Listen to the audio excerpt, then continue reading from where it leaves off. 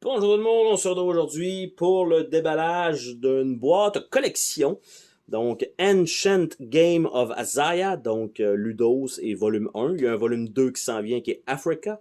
Et il y a 4 jeux d'inclus dans cette boîte-là qui sont donc des petits tiroirs qu'on tire comme ça.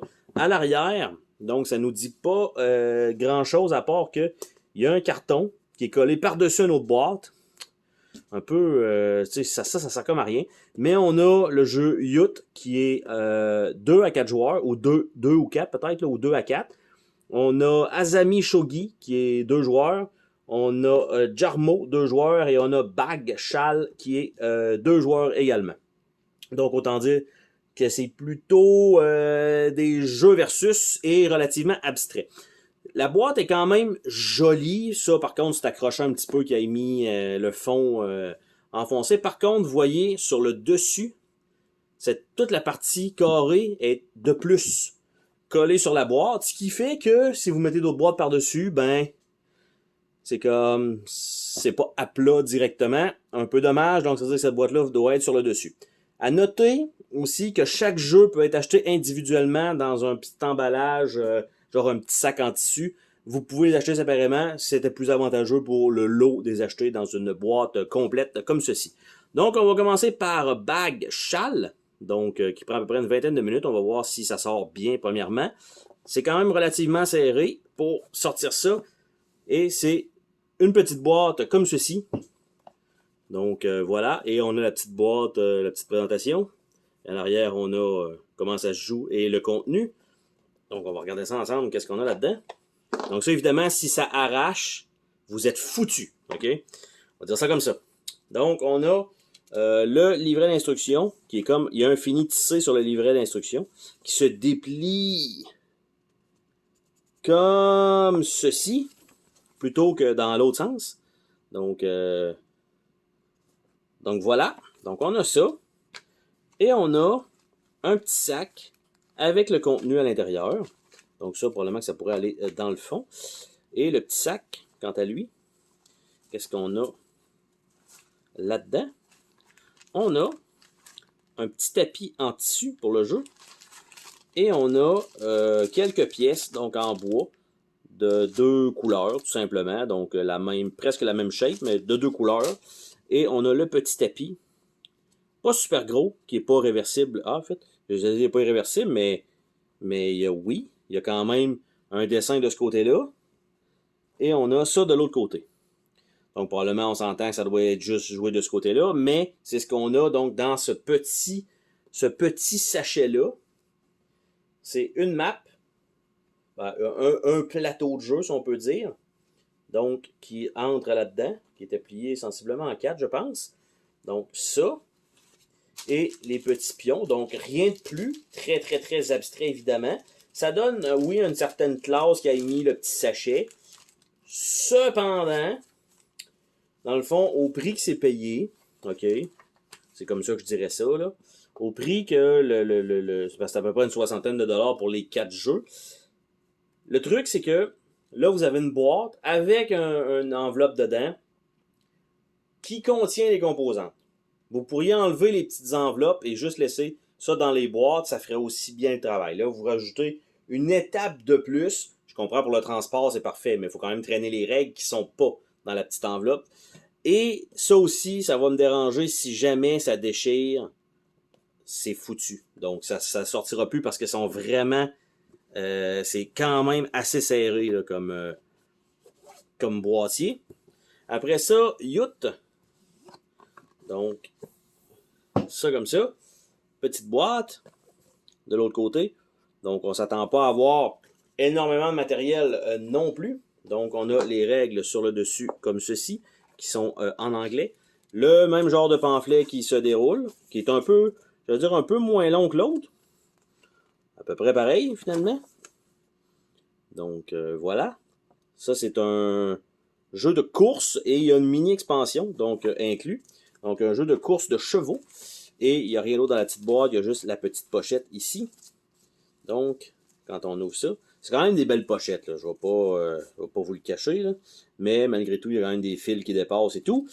On a les jetons, quant à eux, donc on a des chevaux bleus, des rouges, des verts. Donc, et on a des genres de petits morceaux en bois comme ceci. Et donc, c'est pas mal ça. Donc, il y a 3 couleurs. Et on a le tapis de jeu qui est comme ceci. Évidemment, pas à plat, hein, bien sûr. Donc, comme ceci.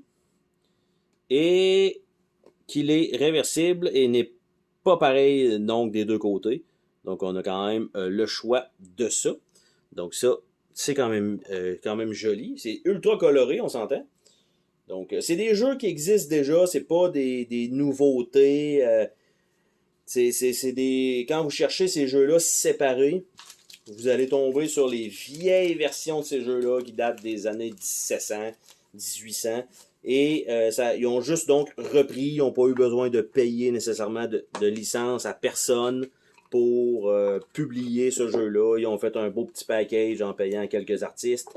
Et voilà, ils nous revendent le tout dans un format un peu plus intéressant. Donc, et ça a l'air d'être un collant, mais non, c'est juste genre luisant. Et on a un petit relief aussi sur le nom du jeu. Donc ça, pour la version premium, on s'entend qu'à force de le mettre toujours là-dedans, tout ça va juste érafler tout le temps. Hazami Shogi, donc là, ça accroche toujours dans le bas de la boîte. Et là, on voit la boîte est déchirée dans le coin ici, pour je sais pas quelle raison. Mais ce qu'il faut comprendre aussi, c'est que les boîtes ont toutes une petite groove comme ça. Donc en tirant à chaque fois, ben, vous allez toujours accrocher le bas de la boîte avec... il y a vraiment une coche là, sévère dans le bas. Donc, je comprends que ça l'empêche de sortir. Mais en même temps, ça brise la boîte. Donc, Azami Shogi. Donc, on s'attend pas non plus. Encore une fois, là, on va avoir peut-être un peu plus de marqueurs. Donc, qu'est-ce qu'on a là-dedans? Donc, on a, même chose, livret sensiblement long. Donc, comment jouer, comment on bouge, comment on capture des pièces, parce que c'est souvent ça. Comme ça, on a une variante et on a une mini-expansion. Donc, c'est quand même bien qu'il ait mis une mini-expansion. Je pense pas que ça existe nécessairement dans le jeu de base. Ben, en fait, dans le jeu de base. Dans le jeu qui était publié dans les vieilles années, le principe d'expansion, je pense que c'était pas ça qui était... c'était pas connu. Donc, on a les pions verts et rouges ici. Je vais mettre ça directement là-dedans. Et on a le plateau, lui. Donc, comme ça. Et on a de l'autre côté qui a moins de colonnes. Donc, comme ça. Et là, les autres, ils l'avaient plié comme en 4 comme ça. Que ça rentre dans le sac. Moi, j'ai complètement fait autre chose. Puis ça fonctionne pareil. Donc, ça comme ça. On va remettre le tout dans la petite boîte. Et nous en restons à voir pour cette petite collection donc, de 4 jeux. Très abstrait, évidemment. Donc, ça, c'est pour les amateurs de ce type de jeu-là, on s'entend. Là. Donc, ça, on va essayer de la rentrer sans tout briser. Et le dernier, c'est Jarmo. Donc, Jarmo, lui, petite boîte, donc la Mongolie. Donc, qu'est-ce qu'on a là-dedans? On a même chose. À peu près tout le temps la même longueur de règles. Donc, le setup, comment jouer, comment ça se termine. Et de l'autre côté, jouer un match, les variantes. Et on a une mini-expansion également inclus. Donc, je peux pas dire qu'ils ont juste repris le concept de base et qu'ils ont juste foutu leur nom dessus. C'est pas vrai. Ça serait de ne pas leur rendre service de dire ça, alors qu'on voit clairement qu'il y a une mini-expansion sur le livret de règles. Ici, on a donc des jetons avec différents symboles. Donc, on a un archer et on a 4 casques. Et des deux côtés, c'est la même chose, donc pour les deux couleurs. Et la petite map, quant à elle, le petit tapis, nous avons rien de ce côté-là. Donc, c'est pas le choix de jouer exactement sur ce côté-là. Donc, c'est ce que ça donne. Donc, quand même, je vais dire, le visuel coloré du matériel, c'est joli. C'est vendeur, on va dire ça comme ça. Les petits sacs dans chacune des boîtes fait un peu de luxe. Les pièces auraient pu être mieux que ça, là. Fait un petit effet de luxe. La petite boîte, comme ça, est intéressante. Fait un petit effet intéressant, là, presque premium. La boîte en tant que telle serait premium si c'était pas aussi serré. Peut-être un autre système pour tenir ça, je sais pas. J'aurais préféré autre chose. Mais parce que ça c'est pas idéal. Et la coche ici, qui devrait être en dessous ici, pas pourquoi ils ont coupé ça et ils l'ont mis sur le dessus. Tu sais, on peut pas rien empiler par-dessus. Je comprends que par défaut, ça veut dire que la boîte, elle est sur le dessus et on devrait la voir et jouer plus souvent. Mais pour quelqu'un qui a quand même une certaine collection, c'est un peu dommage que, on va dire, elle sorte des sentiers battus à ce point-là. Donc, c'était pas mal ça. Donc, le déballage de Ancient Game of Azaya. Et sur ce, on se dit à la prochaine pour une autre vidéo. Salut tout le monde!